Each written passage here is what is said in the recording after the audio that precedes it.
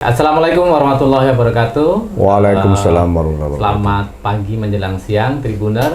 Di program Mata Lokal Memilih ini, saya kedatangan tamu yang luar biasa. Sebenarnya sudah sering dengan Tribun Kaltara. Beliau Dr. Khairul, Master Kesehatan. Gimana kabarnya, Dok? Kabar baik, alhamdulillah. Assalamualaikum warahmatullahi wabarakatuh. Waalaikumsalam warahmatullahi wabarakatuh. Tentu sibuk banget ini, karena sudah memasuki masa kampanye dan kalau tidak salah sebentar lagi sebenarnya bukan debat publik ya, terus semacam pendalaman visi misi ya, visi-misi. dan program kerja dari paslon, karena memang calonnya kan cuma calon tunggal gitu. Iya, betul.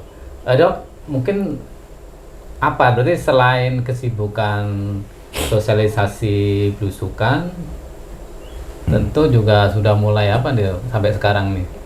Ya, jadi kalau dalam tahapan ya sejak beberapa bulan lah ya, kegiatan kita sebelum masuk masa kampanye pun sudah kegiatan-kegiatan sosialisasi kan sudah dilakukan terus, karena masyarakat memang meminta juga untuk hal tersebut ya, termasuk bahkan sebelum ada pasangan kan kita sudah melakukan itu. Nah, kalau selama masa setelah penetapan calon ini sampai saat ini, sampai menjelang nanti pencoblosan, saya kira kegiatan sosialisasi saya termasuk juga Pak Wakil, karena kami hampir jarang bersama-sama berjalan, jadi bagi tugas kita berbagai wilayah, karena memang masa kampanye ini kan tidak panjang, tidak kayak dulu.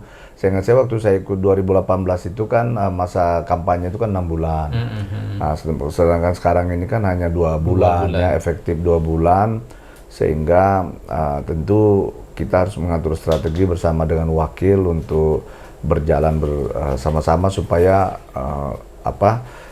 penyebaran informasi informasi kepada masyarakat itu semakin baik. Bahkan kami sendiri, istri pun juga istri sendiri jalan, istrinya Pak Ibnu, Pak Wakil juga sendiri jalan, supaya ini bisa lebih cepat lah, bisa terjangkau sampai sebelum masa tenang begitu. Pak Khairul tentu juga sebenarnya sebagai petahana sudah banyak program kebijakan yang sudah dijalankan selama periode kemarin gitu. Nah, kira-kira apa Pak nanti yang ke depan, yang kita akan dilanjutkan, dan apa sesuatu baru yang akan disampaikan ke masyarakat? Ya, yang pertama bahwa untuk menetapkan yang dilanjutkan dan yang baru itu tentu kan berdasarkan hasil jajak pendapat juga ya, hasil baik survei secara resmi yang pernah kita lakukan di tahun 2023 maupun perjalanan kami selama melakukan sosialisasi yang saya sampaikan tadi, bahkan sebelum ada pasangan pun kan kita sudah berjalan, dan kami menangkap beberapa aspirasi masyarakat yang tentu belum kami kerjakan di tahun periode sebelumnya, dan juga tentu akan kita program sekarang. Nah, dari hasil jajak pendapat itu, di periode sebelumnya kan kami kan ada 16 program unggulan. Nah, 16 program unggulan itu misalnya di bidang pendidikan. Bidang pendidikan itu ada pemberian apresiasi buat siswa-siswa yang berprestasi, termasuk juga beasiswa juga untuk anak-anak kita yang kurang mampu mulai tingkat SD sampai SMP. Lalu juga untuk memperbaiki take home pay-nya para guru ya, termasuk memperbaiki struktur biaya operasional pendidikan sehingga sekolah bisa program sekolah gratis, wajib belajar 9 tahun itu bisa berjalan dengan baik ya. Termasuk juga waktu itu memperbaiki infrastruktur sekolah, karena kami lihat selalu carut marut di setiap PPDB ini kan selalu ribut persoalan daya tampung masing-masing sekolah. Nah, itu hal-hal yang menurut kita. Yang kedua juga waktu itu ada program di bidang kesehatan. Sudah kita laksanakan, misalnya puskesmas 24 jam, terus operasionalisasi rumah sakit kota, terus tunjangan untuk biaya operasional kesehatan, baik untuk kegiatan preventif, promotif, maupun juga untuk kuratif dan rehabilitatif. Tentu ini kan pelayanan dasar. Pelayanan dasar ini tentu tetap akan kita pertahankan, karena sepanjang masa saya kira dua program ini kan tetap masalah pendidikan, masalah kesehatan tentu menjadi kebutuhan dasar masyarakat kita. Bahkan kita pertahankan, bahkan di program ini kita tingkatkan. Kalau dulu misalnya beasiswanya itu hanya untuk SD sampai SMP, yang itu kewenangan kita.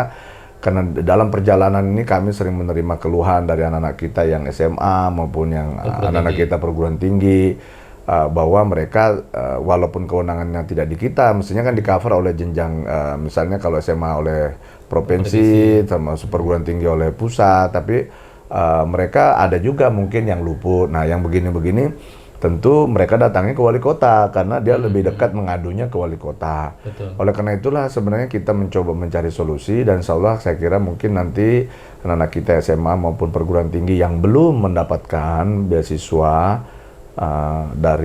dan memang dia tidak mampu, belum mendapatkan beasiswa dari pemerintah provinsi maupun juga dari pusat, ya tentu nanti akan kita bantu melalui APBD kota, tentu dengan tadi menitipkan ini ke Dewan Pendidikan, karena hanya itu satu-satunya yang masih memungkinkan secara secara regulasi, ya. Jadi, tapi kalau semacam beasiswa itu kan sangat mungkin kan, Pak, misalkan terutama misalkan anak kita yang berprestasi, tidak mampu, yang pengen kuliah. Bisa. Gitu kan? Ya, tapi kan begini, di dalam Undang-Undang 23 2014 kewenangan ini kan itulah masalahnya. Betul. Karena di undang-undangnya kita dibagi kewenangan, ya.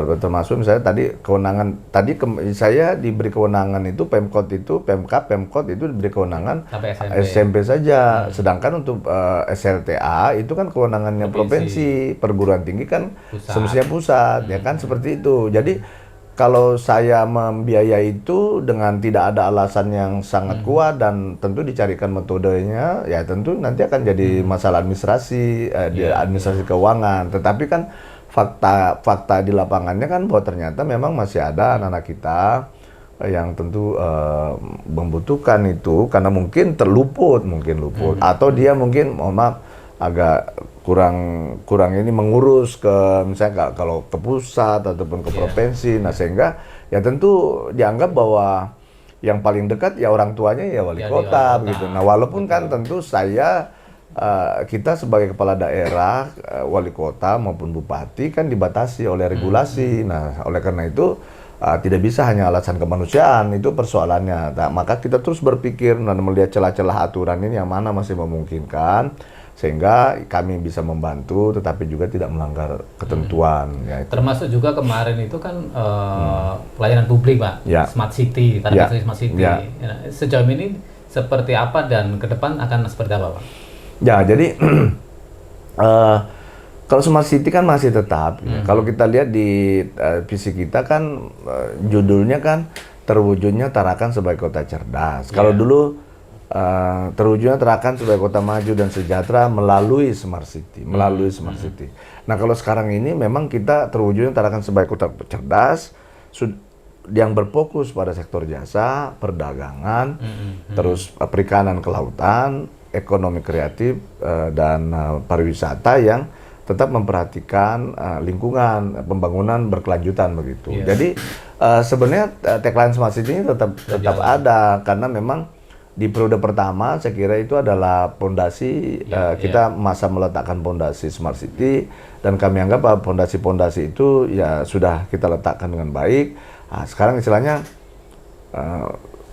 sudah mau tinggal landas begitu, take off ya. Jadi kita sekarang mencoba mencari di mana yang kurang-kurang di kota ini, ya terutama kan seperti perikanan kelautan yang terus menjadi trending topik sekarang ini. Nah, yang kedua kan seperti tadi kenapa di sektor jasa, ya karena memang kita Tarakan ini suka tidak suka ya memang area kita terbatas, SDA sumber daya alam kita terbatas, tentu kita harus mengandalkan pada sektor jasa, termasuk juga kita di persimpangan di laut di Alki 2, persimpangan laut internasional, tentu perdagangan menjadi sesuatu yang utama. Lalu misalnya ekonomi kreatif, ya yang kita sebagaimana tahu sekarang di seluruh dunia pun semua orang sedang menggalakkan ekonomi kreatif dan pariwisatanya, karena dianggap itulah industri yang tidak pernah akan habis begitu, ya. Karena sumber daya alam kan pasti kalau dikeruk terus pasti habis, tapi kalau ekonomi kreatif termasuk pariwisata itu semakin dikemas dengan baik, tentu trust tetap nah, akan tentunya fondasi kan sudah ditanamkan, dipancangkan, tinggal melanjutkan kembali, Pak.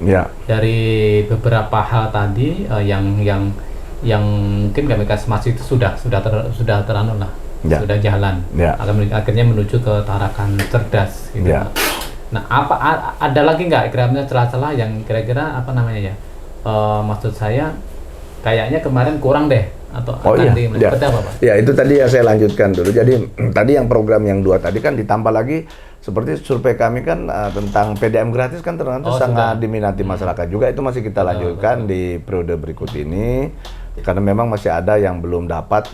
Memang di hasil kita, menurut catatan kita kan, capaian untuk PDM gratis ini kan cakupan air bersih Kota Tarakan ini menggunakan PDM kan baru sekitar 93%. Jadi masih ada sekitar lag-nya itu 7%. Ya. Nah, yang berikutnya kami lihat kan persoalan gas juga jadi persoalan krusial juga di Tarakan ini, sehingga kita di program tahun periode berikut ini insya Allah itu akan ada program juga pemasangan gas alam gratis, karena memang program ini terakhir di tahun 2019. Setelah itu kita tidak dapat lagi bantuan dari pusat. 2020, 2021 karena COVID, terus 2022 itu karena memang keterbatasan anggaran, dan 2023 kayaknya kan lebih fokus ke pembiayaan IKN ya, sehingga memang banyak anggaran-anggaran pusat yang di rescheduling untuk ke arah itu, sehingga memang kami melihat bahwa ini tidak bisa mengandalkan bantuan dari luar, kan ini menjadi kebutuhan dasar masyarakat Tarakan juga yang terus ribut persoalan gas LPG 3 kilo.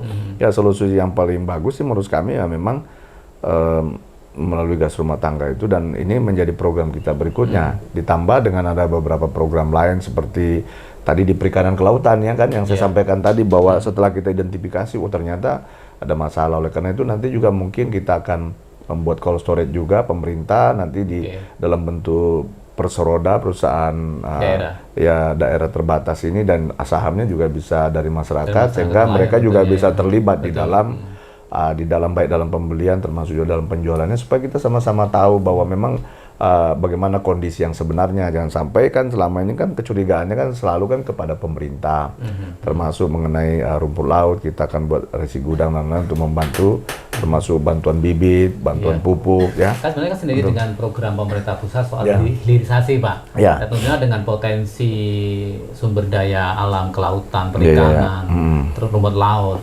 Tentu ke depan juga tadi Pak, ke arah sana, Pak. Pasti. Jadi memang itu langkah pertama kita kan yang jangka pendek ya, bantuan-bantuan subsidi untuk mengurangi biaya produksi mereka lah, membantu biaya produksi, mengurangi biaya produksi. Yang kedua itu tadi yang cold storage untuk jangka menengah sebenarnya untuk membuat kompetisi harga yang lebih baik ya. Kenapa tidak diserahkan semua ke masyarakat swasta ya, karena kita takutnya kalau tidak ada kendali pemerintah nanti balik-balik lagi begitu ya.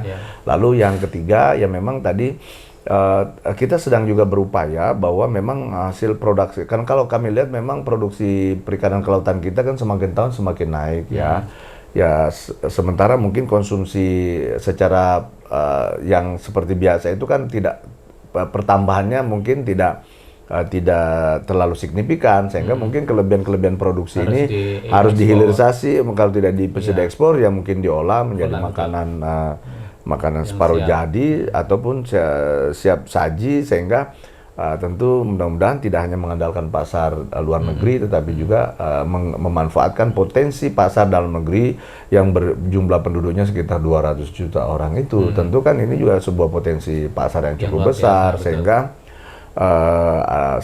hasil produksi pertanian, hasil produksi perikanan kelautan kita termasuk rumput laut itu mudah-mudahan itu juga bisa tidak hanya diserap oleh pasar luar negeri tetapi juga diserap dari dalam pasar dalam negeri. Itu yang dalam konsep kita.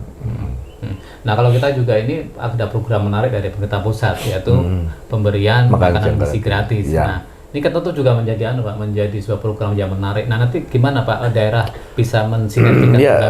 Saya kira karena itu program nasional, ya, wajib hukumnya semua pemerintah daerah, baik provinsi, kabupaten, kota wajib melaksanakan itu. Dan saya dengar bahwa memang pembahasan anggaran untuk 2025 ini kan sudah dilakukan di marking istilahnya, di marking ditandai bahwa memang harus sekian miliar untuk dimanfaatkan untuk makan siang gratis. Tapi sebenarnya program ini terutama misalnya untuk anak sekolah, ibu hamil, balita itu kan sebenarnya sudah pernah dijalankan juga dulu. Memang sempat terputus kan, sehingga menurut saya sih secara ini tidak ada masalah juga karena program-program ini sebenarnya secara ini sudah pernah dilaksanakan. Cuman saya tidak tahu, kita belum tahu persis apa konsepnya diperluas ke masyarakat umum. Nah kalau itu ke masyarakat umum tentu ini mungkin agak berbeda dengan sebenarnya jadi kendala kemarin saya diskusi dengan Pak PJS Gubernur soal budget anggaran Pak. Misalkan kalau di platform anggaran di pusat itu kan 15.000 per pack anak. Nah sementara kan harga di daerah kan itu kan beda-beda Pak.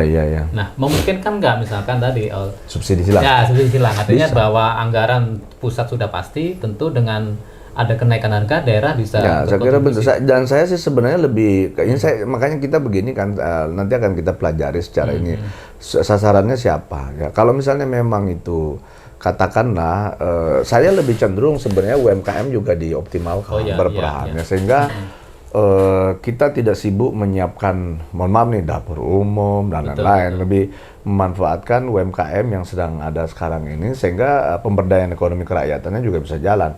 Persoalan subsidi penambahan itu saya kira itu tidak ada masalah, yang selama itu regulasinya, apalagi ini program nasional, regulasinya tentu kita hanya butuh dukungan regulasi saja ya dari pusat untuk bisa melakukan, katakanlah melakukan penyesuaian harga sesuai dengan daerah masing-masing. Dan saya kira memang seperti itu kan, tidak mungkin harga di Jakarta sama di Tarakan, apalagi di Papua, itu pasti beda.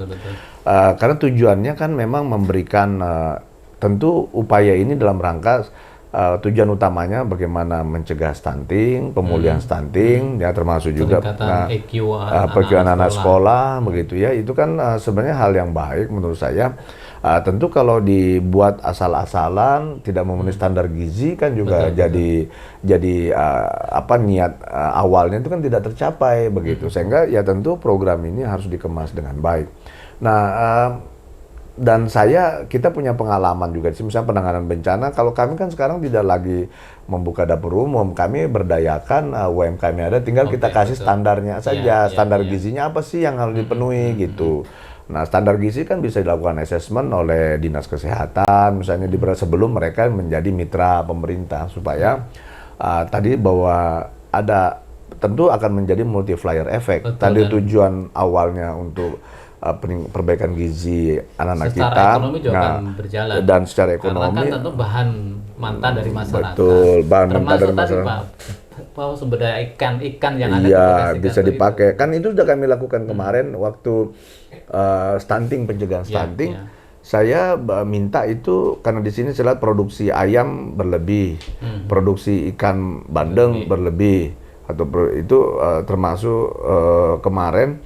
Nah, kita minta itu supaya dibuat makanannya, proteinnya ya diambil dari ayam, diambil dari telur, diambil dari ikan begitu, supaya yang menjadi yang merupakan bagian dari produk lokal, sehingga memberdayakan juga para peternak kita, memberdayakan nelayan, petani kita, petambak kita ya, seperti itu. Itu kami lakukan dulu, dan dulu setiap kelurahan kami kasih jatah, kalau tidak salah sekitar 200 juta ya untuk program stunting itu, bersama-sama dengan kader-kader Posyandu, kader-kader PKK. Dan saya kira itu cukup bagus, saya kira untuk menyerap produk lokal kita. Program itu udah ada. Ya, termasuk dalam penanganan bencana misalnya. Kalau bencana itu sebenarnya justru kami memanfaatkan UMKM kita di sini, terutama yang bergerak di sektor kuliner itu, sehingga mereka juga terberdayakan. Karena pernah kami lihat, ya pengalaman saya dulu kalau buka dapur umum, biasanya kalau bencana nih, misalnya ada bencana kebakaran, buka dapur umum, biasa yang kerja itu lebih banyak daripada yang dilayani. Nah, yang kerjanya juga dikasih makan juga gitu kan.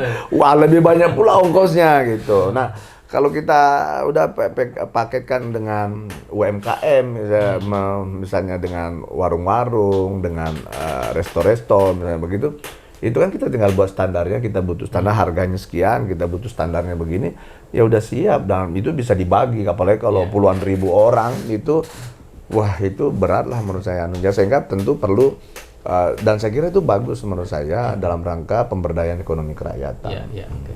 Pak Dokter, ini terkait dinamika politik pilkada lah, bahwa kita tidak menafikan ada namanya kotak kosong ya, karena kan bagaimanapun ini calon tunggal. Apa nih Pak menyikapi hal itu? Ya sebenarnya itu kan secara konstitusi di PKPU juga diakui. Ya. Kalau calonnya tunggal ya ada calon pendampingnya namanya calon kotak kosong. Ya, itu memberikan alternatif kepada masyarakat yang memang mungkin tidak mau memilih begitu kepada calon yang tunggal. Itu sih sesah-sah saja. Kan nggak mungkin juga 100% milih. Iyalah, kan hidup di dunia ini rasanya nggak ada orang yang disukai 100%. Saya bilang Nabi saja, Rasulullah saja itu yang sudah begitu baik menurut kita. Bahkan direkomendit oleh Allah Subhanahu wa Ta'ala. Itu juga ada yang nggak suka gitu loh. Iya kan? Bahkan mungkin kalau umat Nasrani pun juga tahu Yesus kan juga yang menyalibkan pengikutnya juga kan gitu. Jadi menurut saya bahwa di dunia ini nggak ada yang 100% wajar dan normal aja. Wajar saja. Dan oleh karena itu cuman persoalannya seberapa banyak itu kan. Kalau memang ternyata bahwa lebih banyak tidak suka daripada yang suka, itu jadi problem gitu. Jadi waktu Anda jadi calon tunggal nih bagaimana? Karena ya jujur kan waktu kami mencalonkan diri, kenapa partai-partai semua bergabung ke kita? Karena tentu melihat hasil survei. Survei ini kan sebenarnya jajak pendapat yang walaupun secara sampling diminta kepada masyarakat. Sehingga partai kayaknya yang potensi menang kan Pak Dokter nih kan gitu. Itu kan hasil jajak pendapat. Betul. Bahwa memang ada dinamika perjalanan politik. Nah itu jadi jangan sampai kan, misalkan persepsinya wah ini kok kayaknya ada apa namanya kesepakatan jahat begitu ya. Enggak seperti itu, karena setahu saya partai-partai menentukan pilihan itu berdasarkan hasil survei, lembaga survei, bahkan lembaga surveinya mereka tunjuk, bukan kita yang tunjuk, mereka yang tunjuk, mereka yang masuk, dan hasil itulah yang disampaikan oleh lembaga survei kepada partai-partai politik di Jakarta, DPP begitu. Nah inilah yang, saya kira bahwa hasil jajak pendapat itulah yang menjadi dasar mereka sehingga menetapkan calon. Bahwa memang di dalam jajak pendapat itu memang tidak bilang Dr. Hairul 100% enggak. Iya, masih ada Pas satu, paling bilang Dr. Hairul 60%. Yang tidak memilih itu misalnya 20%. Selebihnya belum menentukan sikap, kan begitu di dalam survei, kan begitu. Jadi ya yang belum menentukan sikap itu mungkin yang saya bilang tadi, yang 60% itu adalah pemilih tradisional yang memang sejak dari awal sudah memahami apa yang pernah kita lakukan selama 5 tahun yang lalu, yang mungkin yang tidak memilih 20% sudah memastikan tidak memilih saya karena memang dia mungkin tidak cocok chemistry-nya dengan Pak Dokter, karena mungkin jarang dipanggil ke rumah dinas begitu kan, jarang dibawa berangkat kan begitu kan, bisa juga begitu. Jadi menurut saya suka itu wajar-wajar saja, karena jujur saya kan manusia biasa, nggak mampu mengcover semua itu ya. Tetapi percayalah bahwa setiap pemimpin itu tidak ada yang menginginkan rakyatnya menderita itu. Mungkin ada juga program yang tidak menyentuh kepada orang. Ya, lagi-lagi bahwa kita selalu bicara tentang mayority ya. Pada mayority ini kan seperti tadi pelayanan dasar.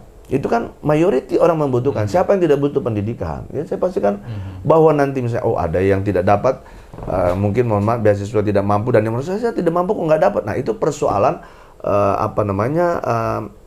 deviasi di dalam di lapangan. Karena ada juga bilang, Pak Wali masih memastikan dong. Aduh, kalau saya harus memastikan semua terus gimana? Kan saya perangkat punya, aku udah tunjuk dia gitu. Tetapi saya bilang juga mungkin juga perangkat udah jalan, tetapi ketarakan ini kan mohon maaf berbeda. Mungkin mohon maaf di daerah yang tertutup, ya kabupaten mungkin pergerakan manusianya kan tidak sekencang di Tarakan. Kita Tarakan ini setiap tahun bertambah 8.000 sampai 10.000. Pada saat orang semua datang ke sini mencari pekerjaan, ya mungkin dia orang tidak mampu, dan tadinya kan tidak terdata mungkin dalam satu periode itu. Nah, setiap saat dinamika pertumbuhan penduduk Tarakan kan luar biasa. Jadi mungkin ada orang yang datang lalu merasa dia tidak mampu, kok aku nggak tersentuh. Mungkin kan dia baru datang gitu. Iya, karena lalu belum masuk di data. Belum masuk di database, ya begitu kan. Kalau kadang-kadang satu masalah tuh di blow up terus menerus. Wah, kan itu jadi persoalan. Tapi lagi-lagi saya sampaikan di awal bahwa memang kita tidak mungkin disukai semua orang. Tentu dengan berbagai pertimbangannya, berbagai teman media aja mungkin ada juga tidak suka sama saya. Betul, walaupun saya sudah berusaha seramah mungkin dengan teman media, ada juga masih tidak suka. Itu contoh, itu satu kelompok kecil saja. Nah, tidak usah saya bilang, saya punya anak 4 ya. Anak 4 tuh pikirannya beda-beda loh. Kalau saya kasih ini satu, yang ini ngiri, yang satu ini ngiri, ya kan? Itu baru 4. Saya selalu memposisikan diri wali kota itu. Saya sekarang ini punya anak 300.000 orang di Tarakan ini. Berbagai orang di sini. Ada PNS, ada TNI Polri, ada pedagang, pengusaha, ada nelayan, ada petani, ya kan? Ada buruh pelabuhan, ada pengangguran bahkan, yang ada juga preman itu termasuk wali kota semua. Jadi tentu mindset berpikirnya beda-beda. Yang kedua, kebutuhan mereka tentu juga sangat variatif yang tidak mungkin diakomodasi oleh semua, oleh negara gitu menurut saya. Sehingga tentu kalau kita bicara program, kita bicara tentang program untuk majority orang itu. Nah, dan itulah yang menurut saya bahwa kita tidak boleh juga baper kalau ada orang tidak suka. Maka saya sih selama mereka melakukan, mohon maaf nih, kelompok-kelompok misalnya yang tidak suka dan mereka membuat aliansi, silakan aja. Yang penting kan kita berpolitiklah secara santun. Santun itu maksudnya apa? Ya jangan membuat hoax, jangan membuat fitnah, kan begitu. Black campaign kan wajar-wajar, silakan aja. Sampaikan alasan Anda kenapa tidak memilih, kan silakan aja. Atau bilang, oh saya tidak suka, ya sudah selesai sampai situ, kan? Nah, tapi kalau membuat hoax ya pasti kita klarifikasi. Bahkan mungkin kalau udah kelewatan pasti kita laporkan gitu. Karena jangan sampai kalau kita tidak tangkis ini nanti dianggap di frame-nya masyarakat, oh ternyata Pak Dokter begitu ya gitu. Padahal kan ini kan cerita-cerita yang dibuat orang, kadang-kadang tidak ada data faktanya. Nah, selama ada fakta silakan aja. Selama ada fakta, kita bicara fakta sekarang. Ya, seperti juga kalau orang, Pak Dokter tidak buat pembangunan 5 tahun, kita bisa buktikan apa yang kita lakukan. Cuman kan kalau kami ini dulu, mohon maaf, pemerintah ini kan terlalu santun. Tidak pernah mengekspos apa yang kita kerjakan. Jarang sekali kita ekspos apa yang kita kerjakan. Karena tidak cukup waktu rasanya kita mempromosikan semua yang kita lakukan. Tapi selalu bahwa di dalam itu tuntunan kami bahwa kami harus menyelesaikan 16 program yang menjadi janji kami kepada masyarakat, terus menyelesaikan pelayanan-pelayanan dasar yang memang menjadi kebutuhan masyarakat, termasuk juga melaksanakan standar-standar pelayanan minimal yang ditetapkan oleh pemerintah pusat yang harus kami jalankan, kan begitu. Nah, itulah esensi pemerintahan yang sebenarnya. Jadi, nah kalau kita bicara tentang itu, yang tidak suka memberikan narasi-narasi misalnya berseberangan, tetapi adalah saya silakan aja gitu. Jangan maksudnya membuat hoax, membuat fitnah gitu kan. Nah, jadi apalagi mohon maaf nih kita bicara primordialisme, suku, agama, golongan, itu nggak benar menurut saya. Kan kita bicara tentang kepentingan masyarakat Tarakan secara menyeluruh. Dan saya tidak pernah mempersoalkan orang yang mau berseberangan dengan kita, it's okay. Makanya kami terus mensosialisasikan apa sih. Kalau kami kan bicara sekarang, kami tidak pernah menjelekkan orang. Berkampanye tidak pernah menjelekkan orang. Kadang-kadang kami harus menangkis karena saya selalu dijelek-jelekan. Jadi saya tangkis apa yang mereka sampaikan. Bukan berarti, mohon maaf nih, kalau saya bicara tentang utang itu, saya harus menangkis bahwa ada beban yang, karena selama ini kan orang pikir, oh Pak Dokter ini kok agak lamban, kan saya harus dibebani dengan masa-masa persoalan masa lalu gitu. Jadi akhirnya harus saya cerita itu, walaupun saya dulunya tertutup aja, nggak perlu disampaikan. Nggak sampaikan, tapi karena saya diserang terus masalah, harusnya saya ungkapkan begitu beberapa alasan kita. Nah, termasuk mungkin beberapa kegiatan-kegiatan yang ya akhirnya mau saya ungkapkan, misalnya yang dikerjakan tahun ini kan harus ungkap bahwa itu kan kami yang tetapkan tahun lalu. Walaupun sebenarnya itu tidak perlu kalau tidak ada provokasi dari pihak-pihak lain gitu. Jadi kan menurut saya silakan saja, tetapi mari kita berpolitik secara santun, ya berpolitik rasional, lalu hilangkanlah primordialisme ini ya. Karena saya berusaha selama 5 tahun saya menjabat itu, alhamdulillah merajut persatuan dan kesatuan itu teman-teman boleh lihat hampir tidak pernah ada gejolak suku di sini, tidak pernah ada gejolak agama di sini, karena kita selalu saya berusaha menempatkan diri sebagai orang tua yang mengayomi semua. Nah, jangan dirusak itu hanya karena tujuan-tujuan kepentingan sesaat, kepentingan pribadi. Kan kita sudah merasakan bagaimana tidak nyamannya kalau kita tidak bersatu. Bahwa Anda punya pilihan yang berbeda, silakan saja. Nah, saya tidak akan sedih, saya tidak akan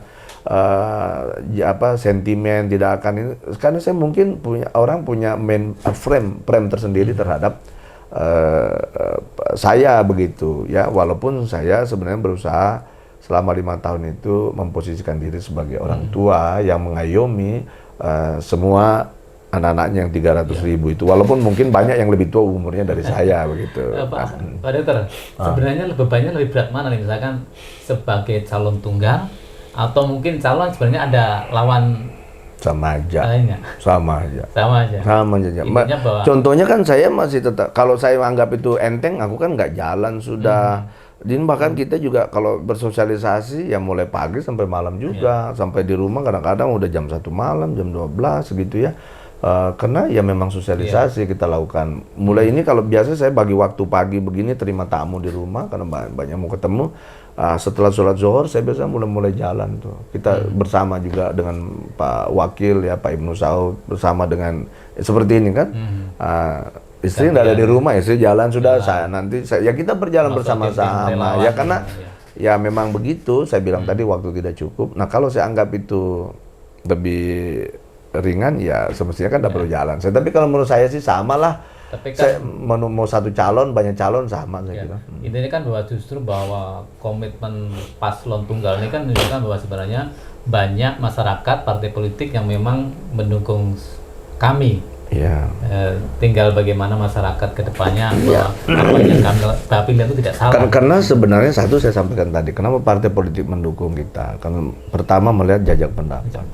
Kenapa jajak pendapat itu baik? Ya menurut saya, kenapa jajak pendapat itu baik pada saat itu, atau mayoriti sebenarnya masih menginginkan saya sebagai kepala daerah, karena mungkin melihat kinerja selama 5 tahun. Betul. Bahwa saya ada orang yang tidak suka dan tidak puas, itu wajar sih menurut saya. Jadi kan kita lalu bicara demokrasi ini kan bicara mayoritas ya. Jadi bukan bicara total coverage ya, betul 100%. Dan kami pun tidak punya ambisi juga untuk 100% dapat suara kan begitu.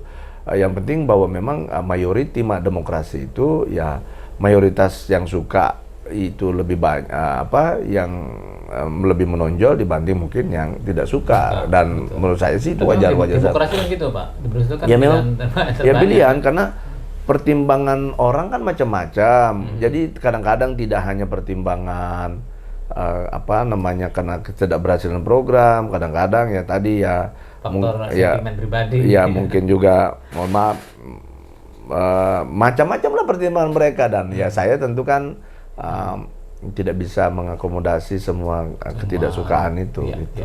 Terakhir Pak Dokter, mungkin apa sih yang ingin disampaikan ke masyarakat dan kira-kira komitmen apa ketika nanti akan terpilih kembali menjadi wali kota Tarakan ke depan?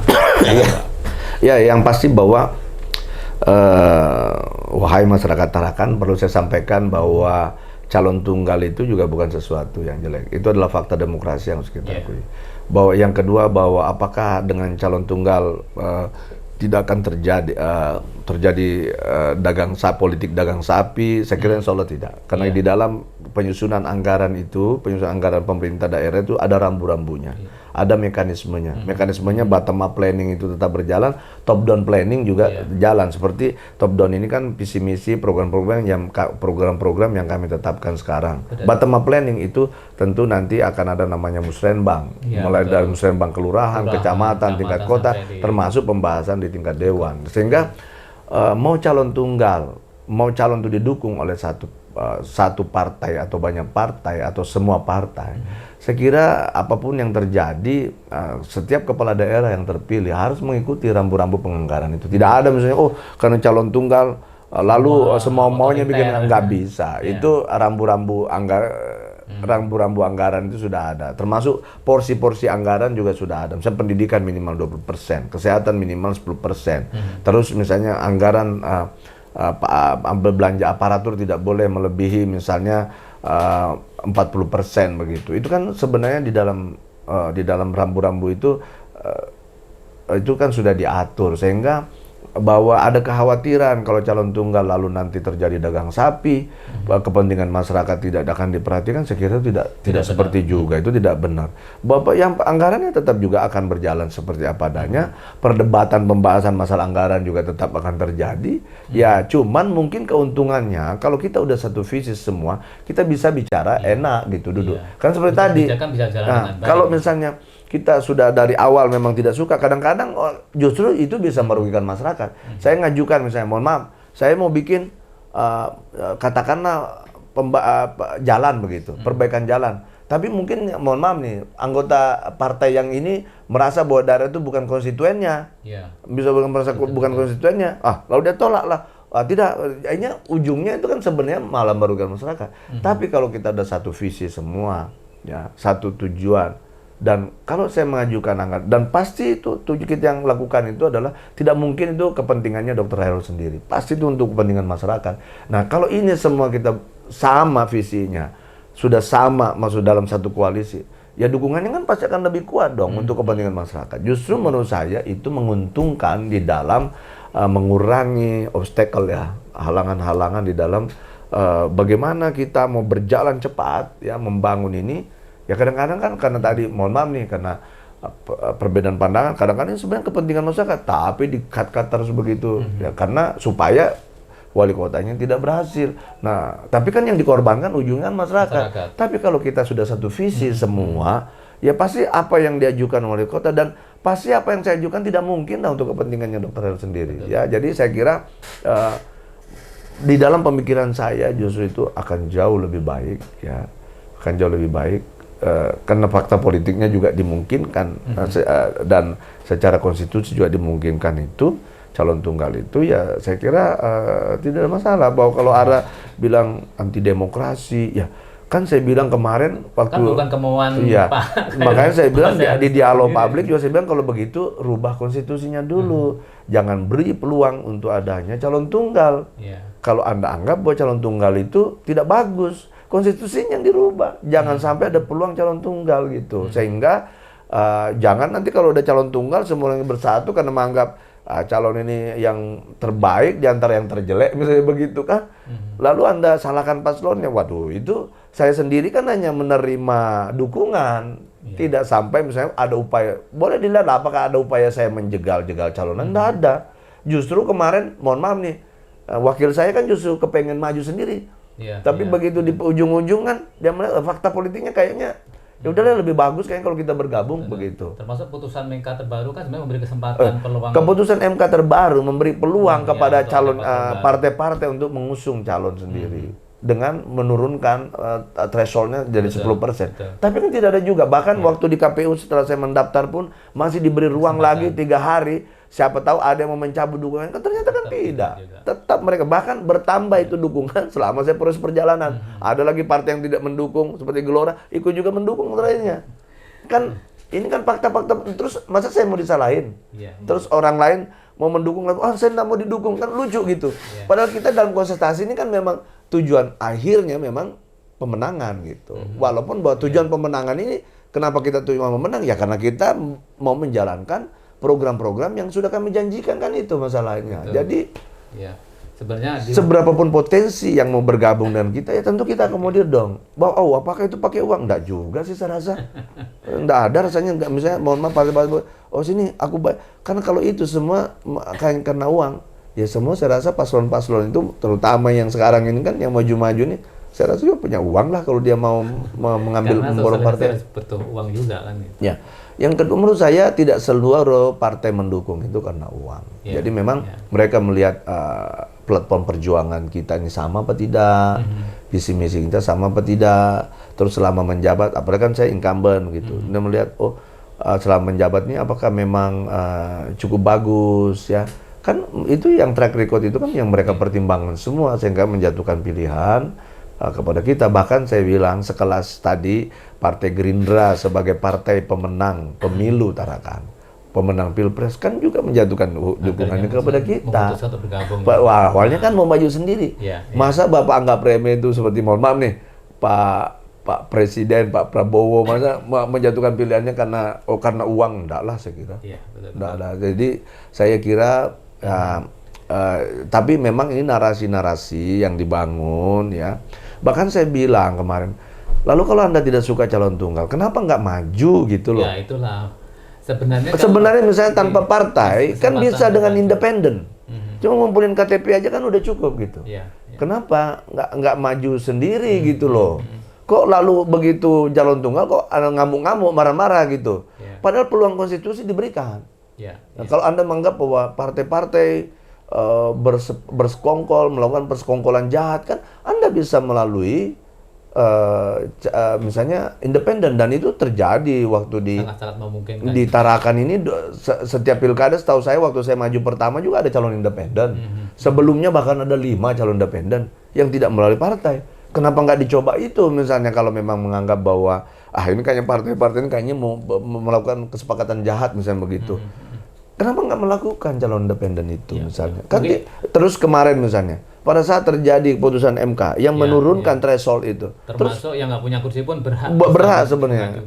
Tinggal sebenarnya yang tidak punya kursi menambah beberapa mungkin dari suara dari masyarakat melalui KTP kan bisa sebenarnya udah melakukan. Tapi inilah menurut saya orang-orang ini kadang-kadang tidak, ini orang-orang yang mau masuk surga takut mati. Tahu Bapak maksudnya? Tahu nggak? Ada orang yang kepengen tapi tidak mau berjuang. Saya ini sudah incumbent pun saya berjuang loh mulai pagi sampai malam untuk menarik simpati masyarakat. Kita sosialisasikan menarik simpati orang, menjual ide. Ibaratnya kalau pemilihan ketua itu udah aklamasi pun masih coba, saya sudah sebenarnya kalau pemilihan RT, kalau sudah calon tunggal itu maksudnya tinggal dilantik. Tapi kan tidak begitu kita di pilkada. Saya tetap jualan ke masyarakat, ini loh yang saya akan kerjakan kalau Anda pilih saya. Tidak ada bilang, saya bagi-bagi uang, enggak, saya pikir ini saya akan lakukan kalau kau pilih saya gitu. Seperti itu. Nah, kenapa maksud saya kelompok-kelompok yang tadi misalnya, ya kenapa nggak maju melalui independen misalnya? Iya kan? Kan ruang itu ada sebenarnya kemarin. Dibuka. Dan tidak ada upaya kita menjegal, misalnya. Nggak ada. Bapak belum lihat. Bahkan yang tadi sudah bersosialisasi beberapa calon kan ujungnya kan melabuhkan dukungannya kepada kita juga. Kan Bapak lihat tuh beberapa tuh kemarin tuh PKB ngusung sendiri, terus Gerindra kemarin tuh. Ada beberapa kan? PAN bahkan. Tapi terakhir mereka melihat fakta bahwa hasil jajak pendapat. Ini kan bicara tentang jajak pendapat. Bahwa masyarakat Tarakan kan masih menginginkan Dr. Hairul begitu loh. Saya bukan promosi ini, itu kan fakta survei bahwa ada orang teriak-teriak tidak suka. Ya biasa begitu. Saya bilang memang banyak orang bahwa kita bilang seperti itu ya selalu saja orang tidak suka. Karena saya juga merasa bahwa saya bukan orang sempurna. Tapi saya yang cuma saya sayangkan ini yang dimasalahkan kenapa terjadi kota kosong. Yang saya salahkan kenapa kamu nggak maju gitu loh. Kalau kamu merasa mau, majulah, gue bilang gitu. Kenapa sih nggak maju gitu? Aku juga bingung ini orang. Kok marah-marah sama kita gitu? Kecuali kalau saya larang dia maju, saya juga, itu baru kan ruang itu ada gitu loh. Tidak masih kalau misalnya partai tidak mungkin, kan lewat independen bisa. Oke, makasih Dr. Hairul, luar biasa. Tentunya kita tinggal terjawab toh. Ya, menunggu bagaimana masyarakat bahwa paslon tunggal ini adalah sebagai bukti komitmen bersama dari para partai-partai politik. Tadi sebenarnya kalau dalam sebuah musyawarah kayak aklamasi tinggal ketok palu, tapi ini karena memang aturannya. Enggak, saya tanya juga, wartawan itu merasa nyaman enggak selama saya memimpin? Ya kan, ini adalah contoh kan, gitu kan. Ya contoh aja kan begitu. Lah kan Anda mungkin tidak dukung saya kalau saya tidak nyaman, tidak membuat Anda nyaman begitu. Ya terima kasih Pak Hairul atas waktunya yang luar biasa. Kembali lagi ke masyarakat, marilah nanti di tanggal 27 November hadir ke TPS untuk mencoblos paslon tunggal yang ada di Tarakan. Tentunya adalah untuk kepentingan masyarakat Tarakan, khususnya masyarakat Tarakan yang maju, yang sejahtera. Dan pilkada yang diulang-ulang itu pemborosan anggaran. Saya sampaikan bahwa kita tahun ini pilkada sekarang aja, saya ingatkan itu anggarannya masih kami yang susun kemarin bersama-sama dengan KPU dan Bawaslu, termasuk dengan stakeholder ya Forkopimda itu kan sekitar 23 miliar ya. Jadi sayang kalau saya uang itu dipakai diambur-ambur, bisa bangun sekolah, bisa bangun jalan yang baik ya. hanya karena mungkin yang seperti tadi, ya, narasi-narasi yang dibangun, yang saya sudah sampaikan tadi sebenarnya sih lebih banyak nih ada orang yang mau masuk surga takut mati. Oke, baik, terima kasih. Assalamualaikum warahmatullahi wabarakatuh.